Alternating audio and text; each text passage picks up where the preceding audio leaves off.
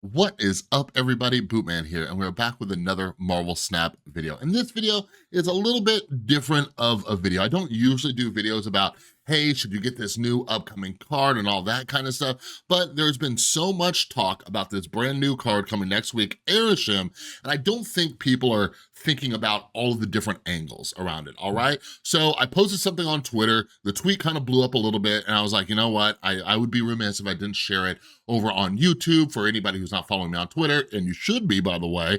But anyways, let's talk about Arishem before you spend your precious tokens or open spotlight keys, all right? But before we get started, if you're new here, hi, my name's Chris. I also go by Bootman, and typically I'm going over different deck and card strategies to help you rank up the ladder and win in conquest mode, all that kind of good stuff. So make sure you subscribe and ring that notification bell, all right? So let's jump into this. This is Arishem. This is one of the most anticipated cards of the month, maybe even the year so far. Second Dinner has said that they're not really planning on doing big bads anymore, just due to the spotlight system and just how things have changed. But I would think that Arishem would be a big bad. Usually big bads are like big villains in the, Marvel Cinematic Universe. Like, we have Thanos, we have High Evolutionary King, blah, blah, blah, Galactus.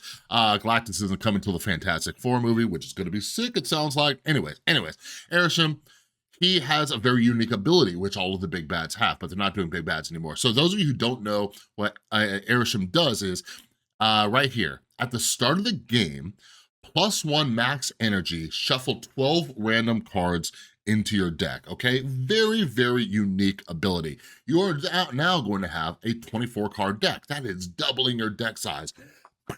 Okay, and I do wanna make it clear, when I'm saying it's like the most anticipated card of the season, like, it depends on who you ask, okay? Some people think this card is going to be like insanely good. They think this card is gonna just be amazing. They're gonna get so many wins with it, just ranks and cubes and all sorts of stuff.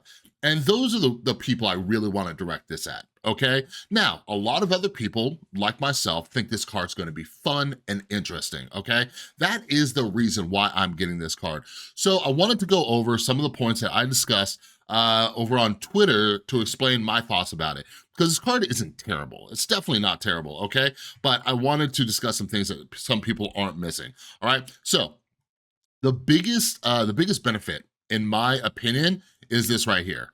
+1 max energy, okay?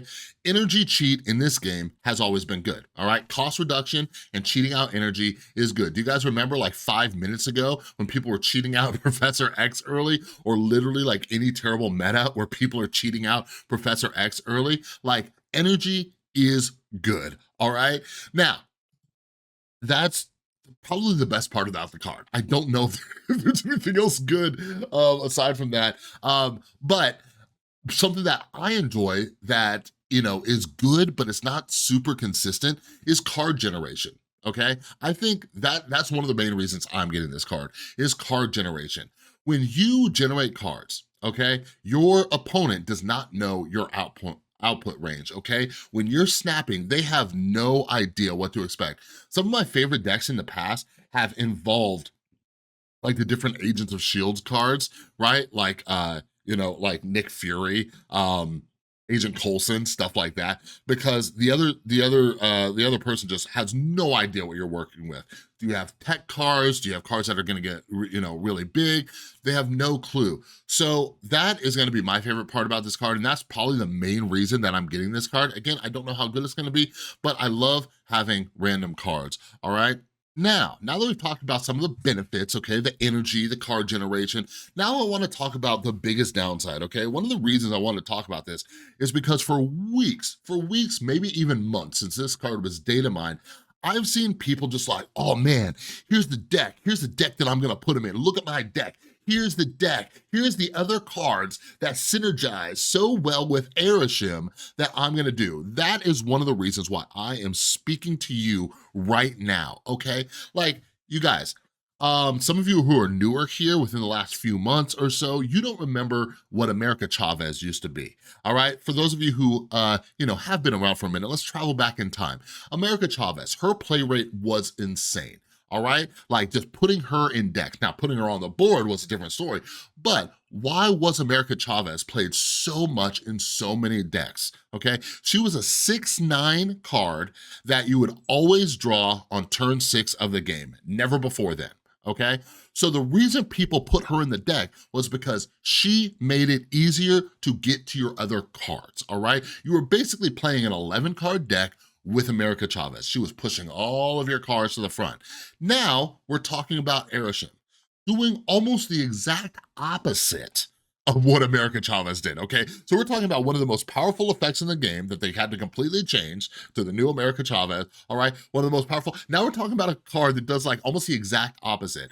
Arishem is doubling the size of your deck, okay? So whenever I see people posting deck lists like, oh, here's what I'm gonna do with Arishem, here's the cards I'm gonna put in, like, you need to go into every single game with Arishem being like, I am not drawing any of my cards. None of the cards that I put in this deck with Arishem, none of them are getting drawn, all right? That's the mindset you gotta go in with, in my opinion.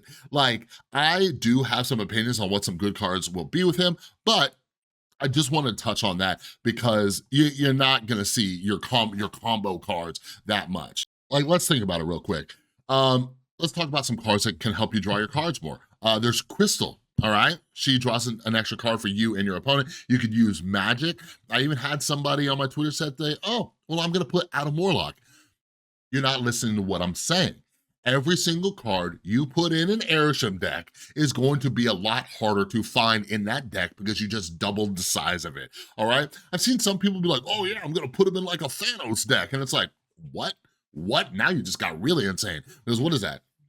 That's almost like a 30-card deck. Like, that is insane. You're adding 6 stones plus 12 cards. Like, that is bonkers. The only card you're guaranteeing to draw is Thanos with the way he works now. But let me tell you the idea that's just been crushing my soul lately.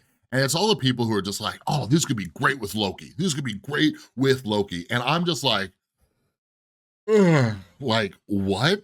What? Like, you guys, ugh.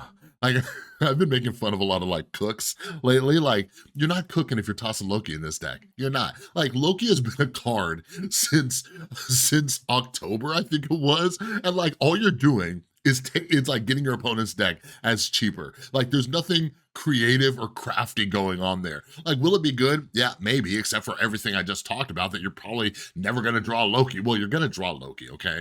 But like, I wish I was a mathematician to explain like the percent change of like drawing your cards once you add Arishem to a deck. But yeah, like the Loki thing just seems like insanely boring. And like, is that really gonna be powerful? And it's like, yeah, I guess. Like, if you had Quinjet and Loki, you know, now you have Quinjet for cost reduction, Loki for cost reduction, and you have +1 max energy. Now, let me know in the comments, because I need to know if I'm the only one here, okay? There's like a certain threshold in this game where if I have too much energy or too much cost reduction, I get filled with anxiety. There's too many options. I have limited board space and I always feel like I'm gonna screw something up. You know what I mean? Like when I'm getting like too many gins on the board, you know, with that like, you know, it's a 0-1, but I gotta play it out and I'm filling up my board even though I'm getting plus energy. Sinister, London, right? Like that scares the crap out of me. Like all this stuff, like where I can just put down way too many cards. I'm just like, it's too much pressure, okay? So like, I don't even think I would wanna play Quinjet and Loki in the same deck with Arishem. But here's the last thing that I'll say. Some combo cards that I think are good, like that are must-haves with Arishem, again, with the low expectation that you'll ever actually draw them, are Quinjet, all right? So you'll always have cost reduction on them. Mockingbird, so whenever you play those cards, she's reduced. And then Blob. Blob, I think will be great too, right? Just whoop, just sucking up all the cards, well, up to 20 power, you know, depending on what happens. Anyways, I think those are the 3 cards that I'll toss in the deck with him. But yeah, like I am just getting him because I think he's fun. And the last thing I'll say before leaving you is the way I pick cards, and this is just what I've been telling everybody, I'm gonna try to drill it into your head as well, okay? Whenever new cards are coming out, because I was collection complete forever. I've been wailing in this game and stuff, but a couple things. One, I'm a little jaded. The last 2 months, like 99% of my cards have been like 3 or 4 key pulls. I think in the last 2 months, maybe 2.5 months, I've only had one or 2 key pull. I think like the best I've gotten is a 2 key pull. And it's crazy because I had like a month and a half of all 1 key pulls and like 1 2-key pull. So maybe the scales are balancing in a little bit. But anyways, I'm kind of jaded about that. I haven't been spending as much just because I've made a little bit less content and my YouTube money is like my Marvel Snap money, you know what I mean? And like, I'm just not gonna shove a ton of money in the game. But the other thing is that so many of the new cards, and Brad and I have talked about this on the podcast, so many of the new cards that they're releasing are just good. They're good playable cards. Like there's not a ton of like bad cards. So anyways, what I'm getting at is here's the advice I'm gonna give to you if you're looking for like, oh, should I or should I not get this card? Like you no longer have to worry about a card just being like good. Most of the cards that they're releasing now are like decent. They're playable cards. And even if they're not, Second Dinner's always doing patches and OTAs. So I am looking for cards that I know that I will enjoy playing. Okay, like every card is going to be decent. So I'm like, what cards am I going to enjoy playing? As you now know, I am a fan of card generation. That is something that I like doing, I enjoy playing, all right? Fina, I got Fina. I like playing small cards that get bigger, so I got Fina, you know? I skipped Makari, all right? Do I think Makari's bad? No, I don't think Makari is bad, but it is literally the most boring card to ever be released in Marvel Snap. All right, I'm not going to waste spotlight keys or spend 6,000 tokens on a card that I literally never play. Okay, I'm not gonna like pay for something, you know, like I'm just not gonna, like, I'm not gonna go to a restaurant and pay to watch somebody else eat. No, I wanna eat that food, baby. So anyways, what I'm getting at is like, that's my method.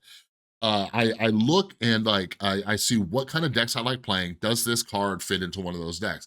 My son just took 5 months off of Marvel Snap. He's behind on a lot of the new cards. It's something I'm teaching him too. For example, like I got Cersei. I got Cersei because she does kind of the card generation thing. It's kind of that randomness, fun factor, but it's a little bit more targeted. And like my son, he was like, should I get Cersei? And I was like, I told him, I was like, I think if you like Annihilus decks, Cersei's a must buy, right? That helped him make his decision. So anyways, the last piece of advice I'm getting to you is mainly focus on, does this fit into decks that I enjoy playing? Namora is a great example. Namora is one of the top decks, right? You know what? Let's pull up the untap tracker. Like post Infinite, where is she? Oh, the patch just came out. But anyways, Namora, she's been one of the top decks. Maybe if I go to last 7 days? Last 7 days, 1,000 games? Yeah, wait, nope, that's not Namora. Trust me, Namora's been up here. I'm just like, kind of like trying to wrap up this video. But anyways, post Infinite, Namora's been like one of the top decks. But I didn't get Namora just because she doesn't, I don't like that playstyle. I don't like decks where you play like one card at a time. You know, I like making like sequencing decisions, stuff like that. But Namora is a fantastic card. I just didn't get her. So anyways, I'll leave you with that. Think about decks that you like playing. Look at the card and say, does this fit into decks? And then one more bonus tip. You have a week. You have an entire week once these cards release. Far too many people, like after the first day, they get that FOMO. They see everybody playing with a shiny new thing. They're like, oh, should I get it? Should I get it? Should I get it? Like, dude, just wait. Just wait. I almost didn't get Fina. I waited like 2-3 days to get Fina. You know what I mean? Just wait. It's in the spotlights all week long, you know, and then if not, it's gonna circle back into the token shop. So don't be in a rush. Those are my thoughts on Arishem. Let me know your thoughts down in the comments. Let me know if you think I'm crazy. Again, just to repeat myself, I don't think Arishem's bad. I just think some people have improper expectations. All right, so anyways, that's all I got for this video. If you like the video, please give it a thumbs up. If you're new, subscribe, ring that notification bell, and say hi to my kitty Dolly. And I was like, they're probably wondering what I'm doing with my hands. And she's just coming up trying to pound her face on my keyboard and lay down. So anyways, me and Dolly gotta go. Have a great rest of your day. I'll see you in the next one.